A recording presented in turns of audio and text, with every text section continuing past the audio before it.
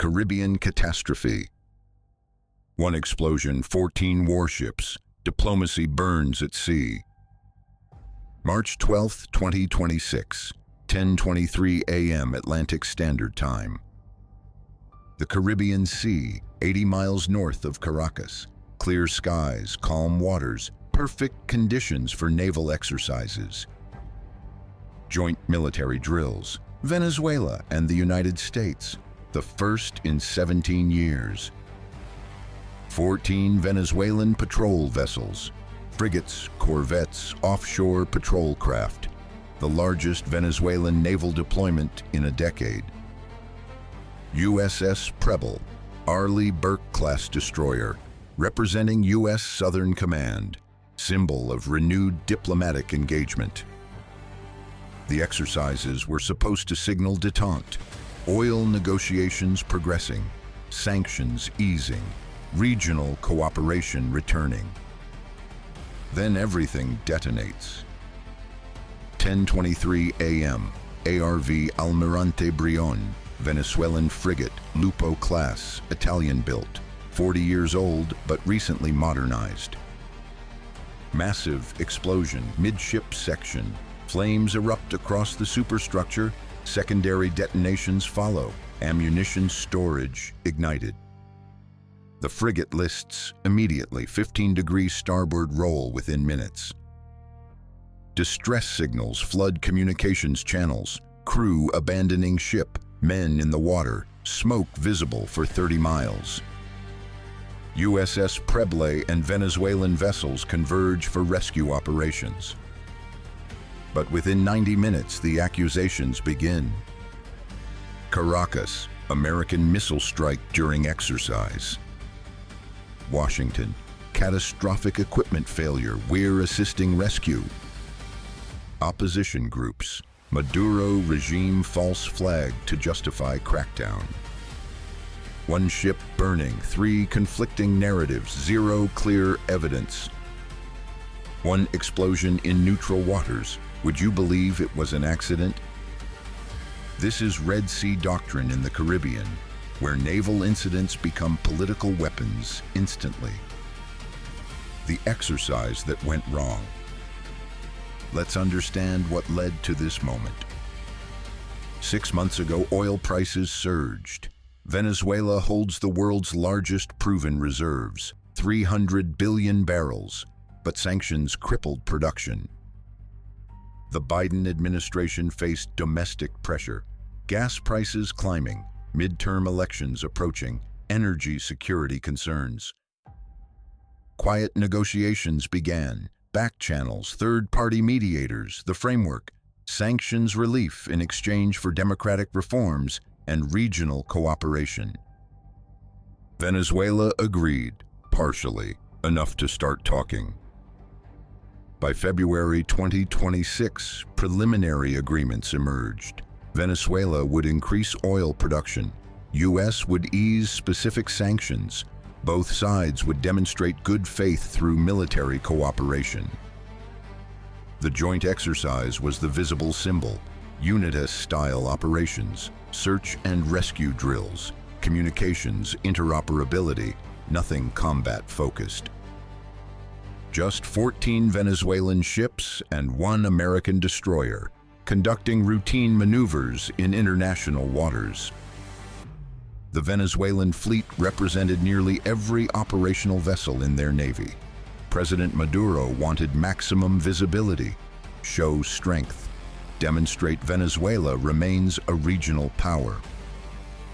The Almirante Brion was the flagship. Commissioned in 1980, refitted in 2019 with new electronics and weapon systems. Not edge, but functional. At 10:20 a.m., the exercise entered Phase 3, coordinated maneuvering, ships in formation, communications synchronized. 3 minutes later, explosion. The blast originated in the forward weapons magazine. Surveillance footage from USS Preble captures the moment. Fireball erupts from below deck. The superstructure lifts slightly from the shockwave. Within seconds, secondary explosions cascade through the ship. Missiles cook off. Ammunition detonates. The frigate becomes an inferno. According to maritime safety protocols, magazine explosions typically result from temperature spikes, electrical faults, or physical impact.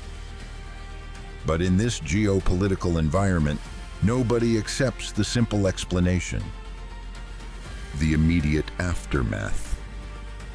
10:25 a.m., USS Frigate launches rescue boats. 2 Venezuelan corvettes do the same. Crew members jump from the burning frigate. Life rafts deploy. Some successfully, others catch fire before launching. The sea around Almirante Brion fills with debris and survivors. Oil slick spreads. Smoke obscures visibility. U.S. Navy rescue swimmers enter the water. Venezuelan sailors alongside them. The rescue operation is joint, everyone focused on saving lives. But on shore, the narrative war begins immediately. Venezuelan Defense Minister issues statement at 10:47 a.m. Preliminary reports suggest external attack during exercise. Investigation underway. All possibilities being examined. That phrasing, external attack, ignites speculation. U.S. Southern Command responds within 20 minutes. USS Frigate is assisting Venezuelan rescue operations. No hostile action occurred. Our condolences to families of casualties. Opposition leader Juan Guaidó, in exile in Colombia, tweets at 11:03 a.m. Maduro regime destroys own ship to blame Americans and justify authoritarian measures. Classic false flag. 3 narratives, 3 agendas, 1 burning ship with no clear explanation. Who controls the narrative of what happened at sea? A. The Venezuelan government. B. The United States. C. Whoever has the most convincing evidence. Right now, nobody has evidence, just theories, and theories become weapons. By noon, 42 sailors are rescued, 8 confirmed dead, 15 missing, presumed lost in the explosion or trapped in flooded compartments. The Almirante Brion sinks at 1:47 p.m., 3 hours and 24 minutes after the explosion. It goes down in 2,800 meters of water. The wreckage becomes a political flashpoint immediately. Who investigates? Under what authority? With what transparency? This is Red Sea Doctrine applied to the Caribbean. Every naval incident carries diplomatic consequences that dwarf the tactical event. The political firestorm. Within 6 hours, the diplomatic crisis accelerates beyond control.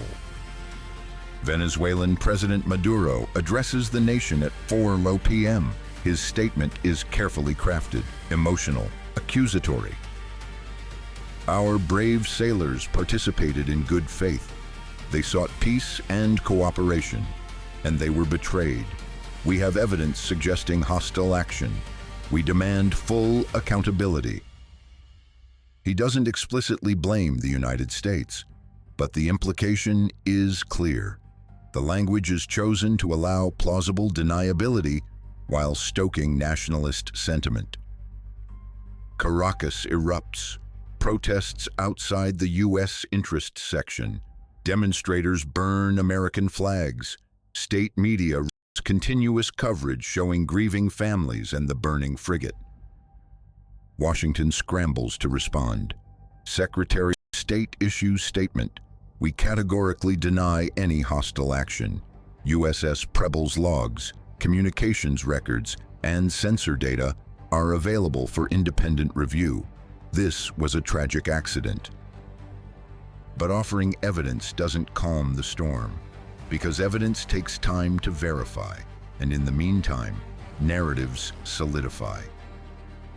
Russian Foreign Ministry spokesperson comments, very concerning incident. We call for transparent international investigation. History shows U.S. military presence often leads to unexplained explosions. China's statement is more measured but pointed. Venezuela has the right to investigate incidents in its waters without external pressure. Sovereignty must be respected. Cuba declares solidarity with Venezuela. Nicaragua condemns imperialist aggression. Bolivia demands emergency OAS meeting. Regional alliances fracture along predictable lines. Colombia, Brazil, and Chile call for calm and independent investigation. They want facts before accusations. But facts are the first casualty when ships explode during controversial exercises. The U.S. pulls USS Frigate out of Venezuelan waters at 6:30 p.m., ostensibly to reduce tensions, but really to avoid further incidents. That withdrawal is interpreted in Caracas as admission of guilt. State media declares victory. American warship flees after attack exposed. By midnight, the oil negotiations are dead. Venezuela announces suspension of all cooperation agreements. The brief window of diplomatic progress slams shut. One explosion. 6 months of diplomacy destroyed in 6 hours. But what really happened on that ship shocked investigators who'd later examined the evidence. The technical investigation. The challenge. The ship is 2,800 meters underwater. In international waters, salvage operations would cost tens of millions, take months, require specialized equipment. Venezuela lacks the capability. They'd need foreign assistance. But whose assistance? U.S. offers are rejected as biased. Russian and Chinese offers come with strings attached. The ship itself is unreachable for immediate investigation, but other evidence exists.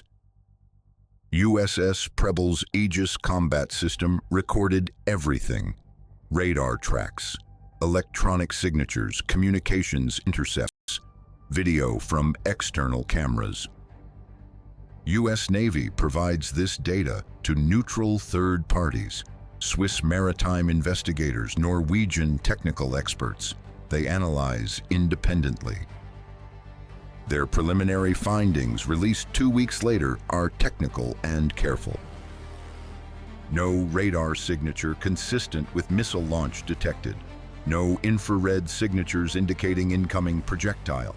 No electronic warfare activity. Communications logs show no unusual transmissions. Translation: no external attack.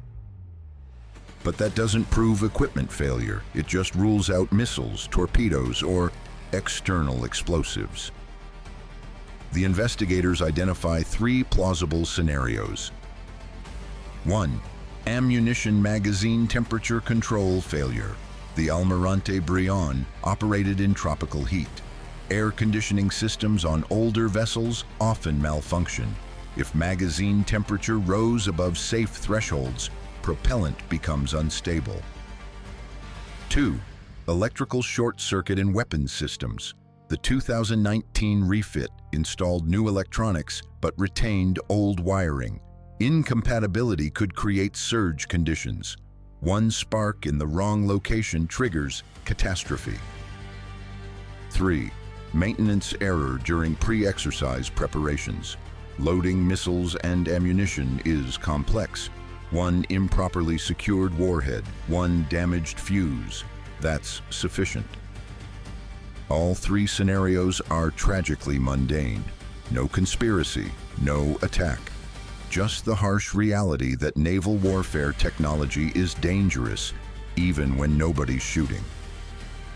But mundane explanations don't satisfy political needs. Venezuela rejects the findings. Biased Western investigators protecting American interests. They commission their own investigation with Russian technical support.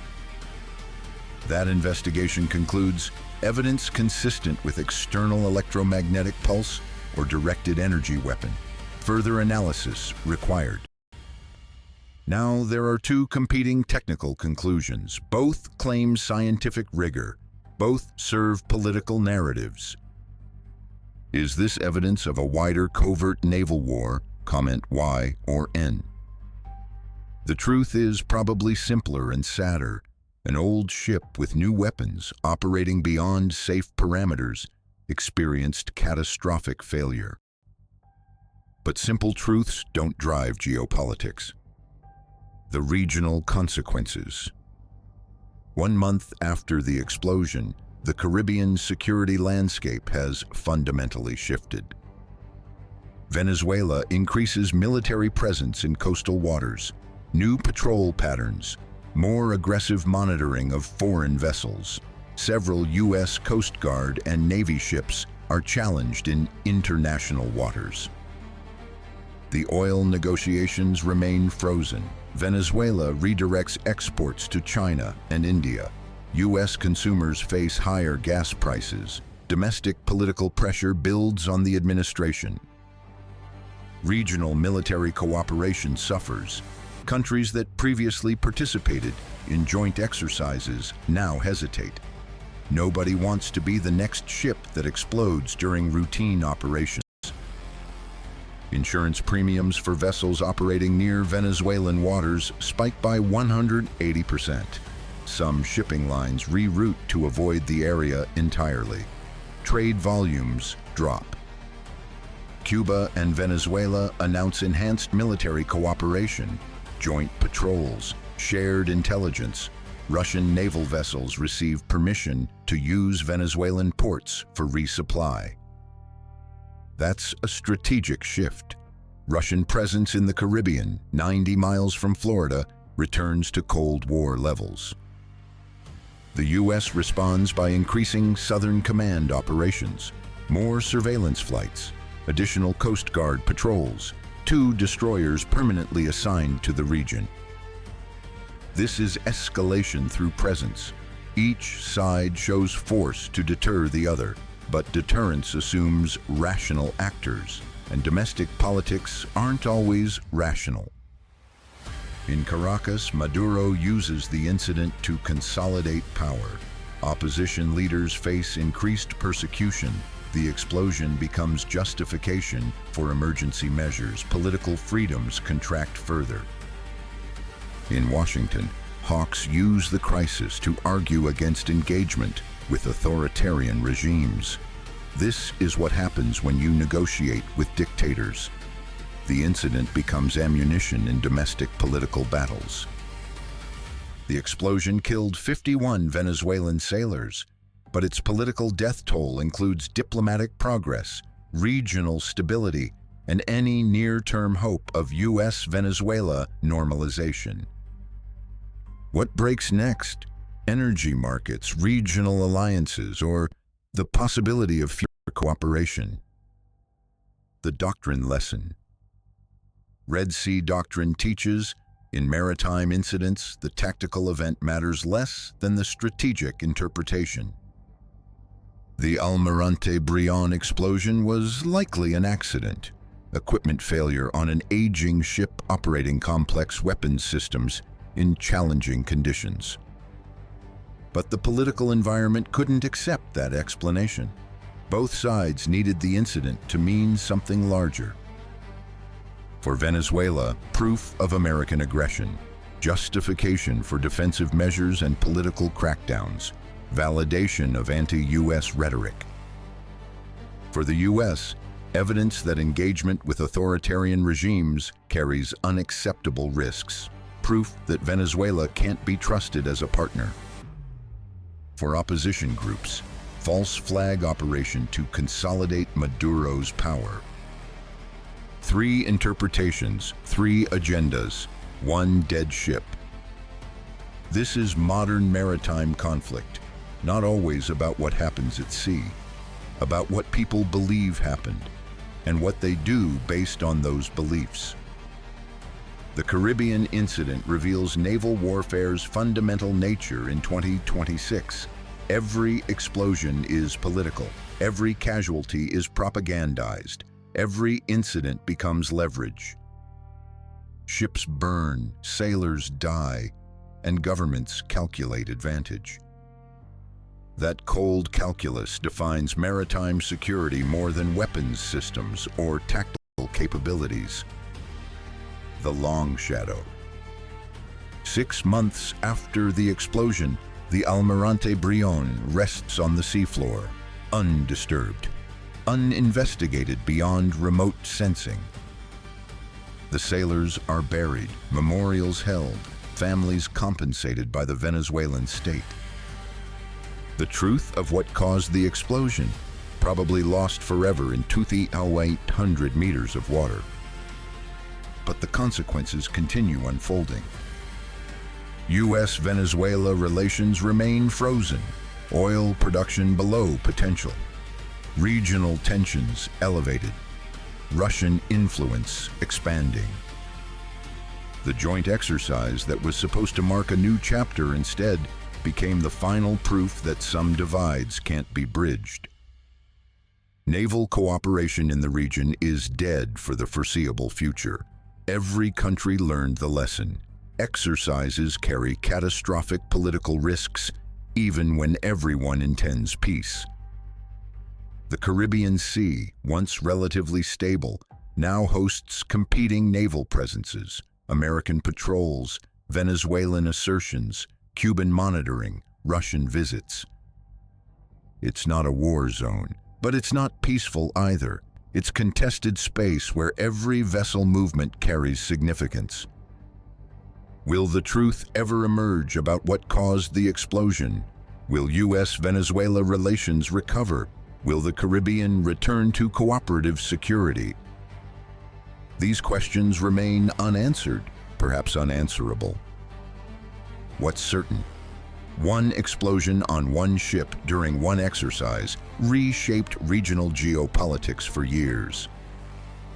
That's the power of naval incidents in the 21st century.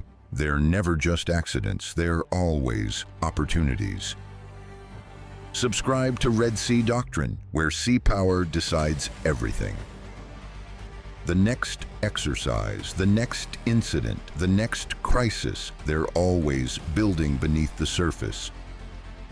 Understanding maritime conflict means understanding the politics, economics, and narratives that turn tactical events into strategic earthquakes. Stay informed, stay ahead. Red Sea Doctrine, trade routes, missiles, and war, even in the Caribbean.